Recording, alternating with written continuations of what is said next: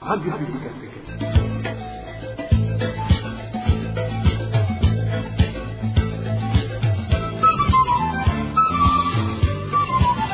Radio Publique Africaine.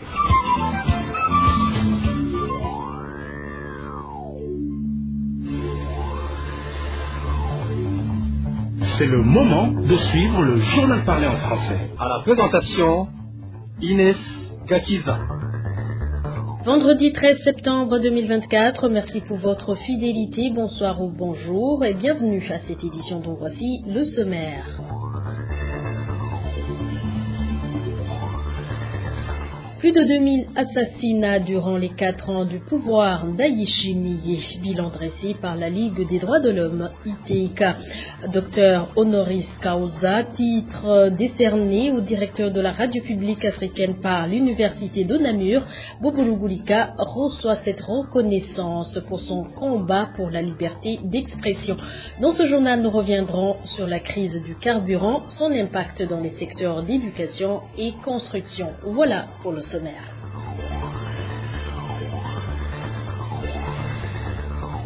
Encore une fois, bonsoir et bienvenue. C'est un grand honneur pour le journaliste et directeur de la RPA Bobo Rugurika pour la radio publique africaine ainsi que pour toute la famille des journalistes burundais. L'université de la ville de Namur en Belgique a honoré Bobo Rugurika en lui donnant le titre de docteur honoris causa. Depuis cette année 2024, le prix de doctorat honoris causa est un prix décerné aux personnes qui ont fait de grandes choses pour la vie humaine. Bobo Rugurika a été nommé à ce titre suite à la lutte pour la liberté d'expression et de la presse. Le journaliste Bobo Rugurika s'exprime en disant que ceci est un signe qui ne trompe pas, que le bien triomphe toujours du mal. Vous savez, il existe des moments dans la vie où on croit bien faire. On s'engage dans des causes nobles de justice sociale. Non seulement on s'engage, mais on agit, souvent pour porter haut les voix des opprimés, des oubliés, de ceux qui sont invisibilisés par des pouvoirs méchants. Parfois on le fait au détriment même de notre confort, de notre propre sécurité, car souvent on se heurte à des pouvoirs violents, brutaux, immoraux, qui anéantissent tous nos efforts. Des fois on a besoin d'abandonner, de tout arrêter, mais on continue. Aujourd'hui alors, cette reconnaissance internationale à notre travail, à notre combat, c'est un message de réconfort, de soutien. C'est un message clair que tôt ou tard, le bien finit par triompher. Aujourd'hui, c'est une joie immense dans ma famille, au sein de mes collègues et toute la famille des journalistes burundais. J'ai vraiment aujourd'hui une pensée particulière à notre collègue Sandra Muhoza, détenu à la prison centrale de Mpimba pour son travail de journaliste, mais surtout pour ses opinions journalistiques. Là, je dis courage à elle, qu'elle ne désespère pas, plutôt qu'elle transforme cette épreuve en opportunité. Vous allez voir, elle en sortira honorée. Félicitations à nous tous. Cependant, Bobo Rugurika indique qu'il reçoit cet honneur au moment où le pays est en train de traverser une période pénible. Ainsi, il encourage tous ceux qui semblent être désespérés que le mal sera vaincu au Burundi et que les Burundais retrouveront leur pays en état de droit. Cette reconnaissance arrive effectivement dans un moment très critique pour le Burundi, notre pays. Un pouvoir criminel a pris en otage l'avenir des millions d'enfants, de femmes et d'hommes. La tyrannie aujourd'hui, ça fait trop mal au Burundi. Aujourd'hui, le pays entier et toute la diaspora burundaise sont en émoi suite au traitement cruel dont fait objet le docteur Sahabo. Vous avez vu comment des policiers lui interdisent des soins, lui empêchent des soins. Des centaines de milliers de Burundais, toujours en exil, ils mènent une vie difficile. Aujourd'hui, je m'interroge franchement, si réellement il y a toujours des humains au sein de ce parti, le CNDD-FDD, mais je me dis que si oui, ces gens doivent sortir de leur cachette. Franchement, je les lance en cri d'alarme pour tout faire. Et nous sommes là, on peut le faire ensemble, afin de sortir le Burundi de cet engrenage. Ce prix qui sera décerné par l'université de Namur le 30 septembre de cette année est le deuxième prix après celui que Bobo Rugurika a reçu de la part du média CNN des États-Unis d'Amérique en 2016. Tous ces prix lui ont été décernés en reconnaissance de son rôle dans la lutte pour la liberté de la presse. RPA. Poursuivons ce journal avec la page droits de l'homme. Je vous l'avais dit au début, plus de 2400 personnes ont été tuées, plus de 2600 arrêtées arbitrairement et plus de 180 cas de disparition forcée au cours d'une période de 4 ans et 2 mois au pouvoir du président Évariste Ndayishimiye. Dans son rapport bilan sorti ce 12 septembre, la Ligue burundaise des droits de l'homme ITIK revient sur l'augmentation du nombre de prisonniers ainsi que l'autoritarisme du parti au pouvoir au rythme du monopartisme. Les grandes lignes de ce rapport bilan de la Ligue ITIK avec Emmanuel Niengeko. Durant la période de 4 ans et 2 mois que le président Évariste Ndayishimiye vient de passer au pouvoir, le constat, selon la Ligue burundaise des droits de l'homme ITK, est qu'il y a eu des reculs dans différents domaines de la vie du pays. Dans le domaine de la sécurité, le rapport bilan de la Ligue ITK, publié ce jeudi 12 septembre 2024, parle de 2436 personnes tuées dans différentes provinces du pays, dont 1355 retrouvés cadavres et 54 cas de personnes exécutées sommairement.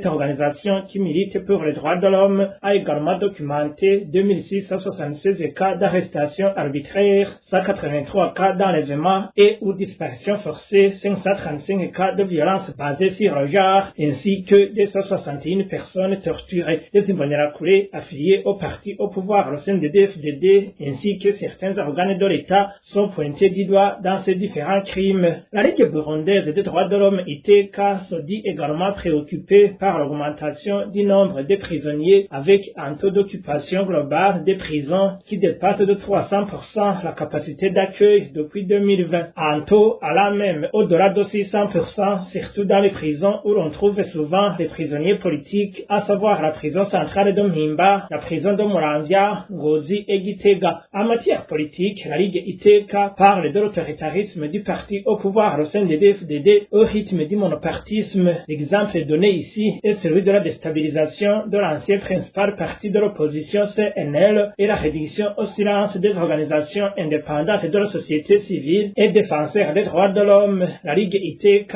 déplore enfin le manque d'initiatives sur certains éléments importants pour la réconciliation nationale, en l'occurrence un dialogue franc et inclusif entre les acteurs internes et externes pour les conditions de retour des réfugiés. Merci Emmanuel Niungeko. Et les habitants de la colline Karurama au chef-lieu de la province Cibitoke sont attristés par le fait de voir que l'usine Buseko continue d'ériger de nouveaux locaux pour étendre l'usine. Pourtant, les habitants qui vivent dans les alentours de l'usine ne cessent de demander que cette dernière soit délocalisée en raison de l'impact négatif sur leur vie. Édité avec Clovis Nyonzima. Si l'usine Buseko est celle qui est primordiale pour le gouvernement par rapport à la vie de son peuple, il faudra que Buseko indemnise la population, ce qui leur permettra d'aller vivre ailleurs. C'est du moins la position des habitants riverains de l'usine Buseko depuis qu'ils se rendent compte qu'il n'y a jamais eu un projet de délocalisation de Buseko qui d'ailleurs est en train d'ériger d'autres machines sur le site. Navré, cet habitant indique que ça craint de voir que le gouvernement a laissé les habitants de Karurama à leur sort.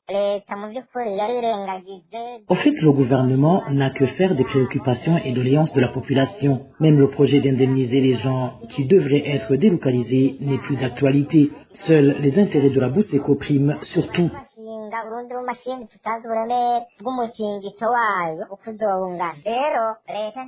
C'est comme si le gouvernement a hâte de voir les habitants de Karurama décimés. Au point où nous en sommes, on n'est plus inquiet, mais on craint plutôt le pire. Ces habitants indiquent qu'aussi longtemps qu'ils seront obligés de vivre dans le voisinage de l'usine Buseko, leurs vies seront toujours en danger. Si le gouvernement veut que la Buseko continue à s'agrandir, qu'il indemnise la population alentour, car les deux ne peuvent pas cohabiter. Les enfants naissent avec des malformations et les fausses couches se sont multipliées. On ne comprend pas pourquoi ils disent que les autorisations de bâtir sont suspendues, alors que la Buseko, elle, ne cesse d'agrandir ses locaux.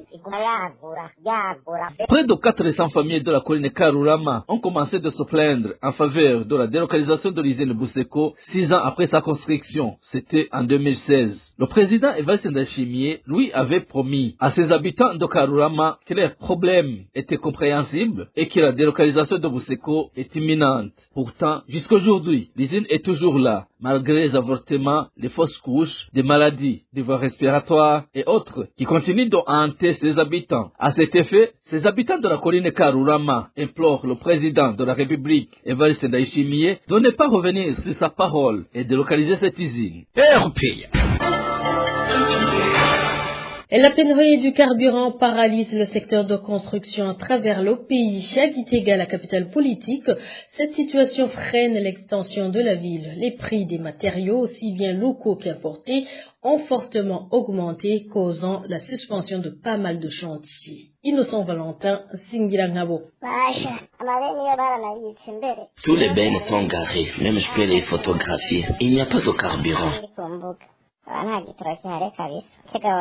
Ce sont ici des lamentations d'un habitant de la province de Gitega. La ville de Gitega, capitale politique du Burundi, est une ville en pleine extension. Cependant, la crise du carburant constitue une entrave à ce développement. De nombreux chantiers ont suspendu et d'ailleurs même les bennes qui assuraient le transport des matériaux de construction sont garés. Les prix des matériaux, aussi bien locaux qu'importés, ont fortement augmenté, causant la suspension de pas mal de chantiers selon ce témoignage.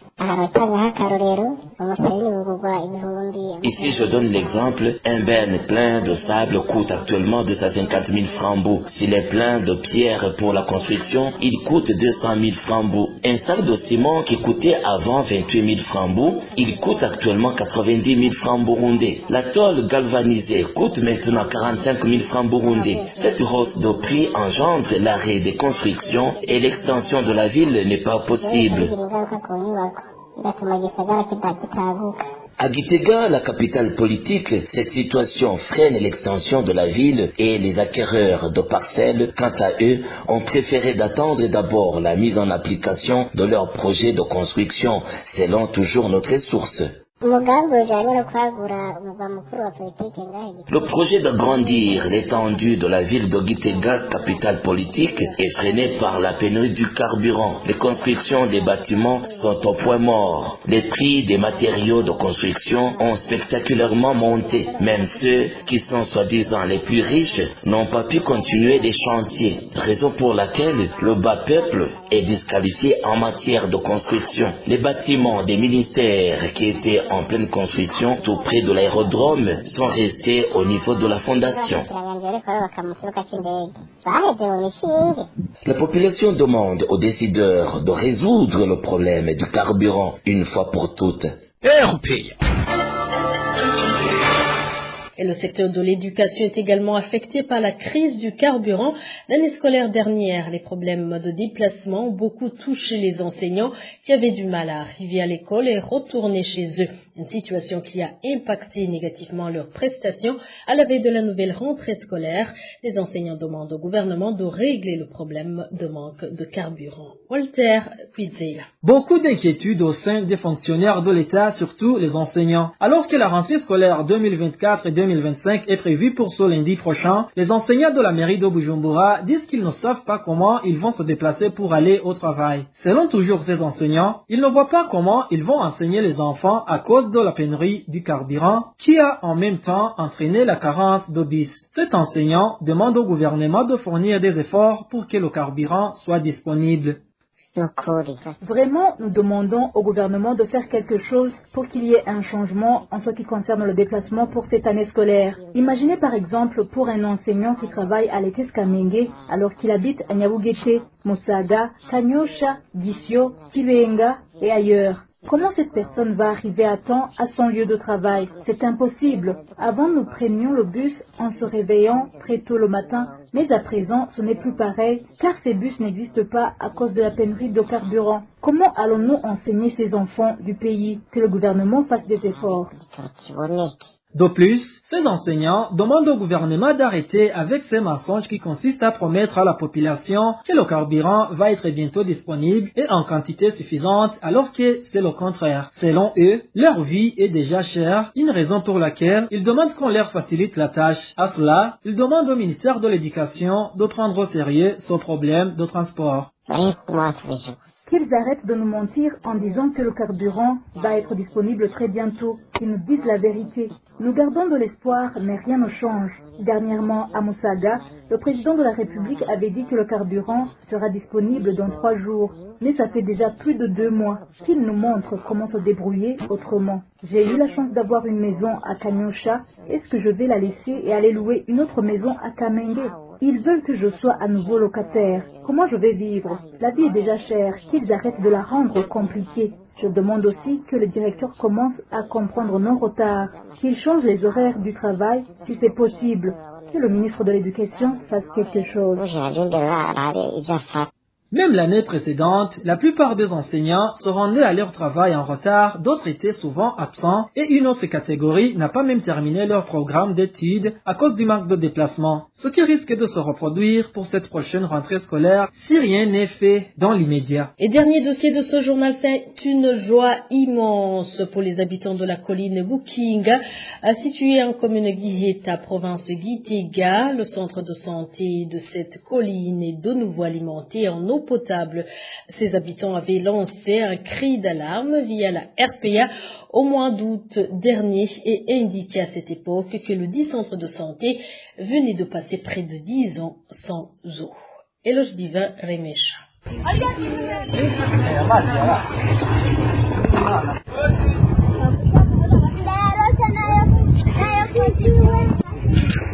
Nous sommes au niveau du robinet du centre de santé de la colline de Bukinga, située en commune de Giheta, province de Gitega. Les habitants de cette colline semblent assister à un miracle du fait que dans ce robinet coule de l'eau après près de 10 ans sans obtenir de l'eau. Parmi ces habitants, il y a des enfants en bas âge qui, pour la première fois, assistent à l'eau qui coule du robinet. L'eau en provenance des robinets du dit centre de santé a été jadis d'une grande importance pour les habitants de la colline Bukinga, car c'est à cet endroit où ils puisaient de l'eau à utiliser dans leur ménage. Durant tout le temps que l'eau n'était pas disponible, ceux qui avaient les moyens s'approvisionnaient où l'eau se vend à 1000 francs burundais le bidon et d'autres s'approvisionnaient au niveau des marais. C'était la même chose pour les employés du centre de santé de Bukinga. Tous ces habitants de Bukinga avaient lancé un cri d'alarme en parlant de leurs craintes quant aux maladies liées au manque d'hygiène qui pouvaient les attaquer, lesquelles craintes s'accentuaient ces derniers temps avec l'apparition de l'épidémie de la variole du singe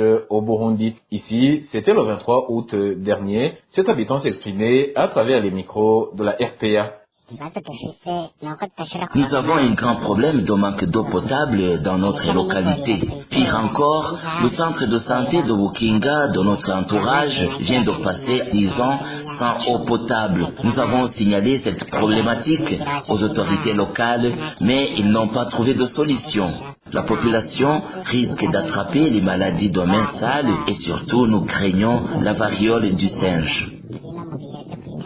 Actuellement, ces habitants qui se réjouissent d'avoir retrouvé de l'eau demandent à ceux qui ont résolu le problème de manque d'eau de ne plus le négliger s'il réapparaît de nouveau. Et voilà, nous arrivons à bon port. Merci pour votre aimable écoute. Merci à toute l'équipe de la rédaction ainsi qu'à l'équipe technique.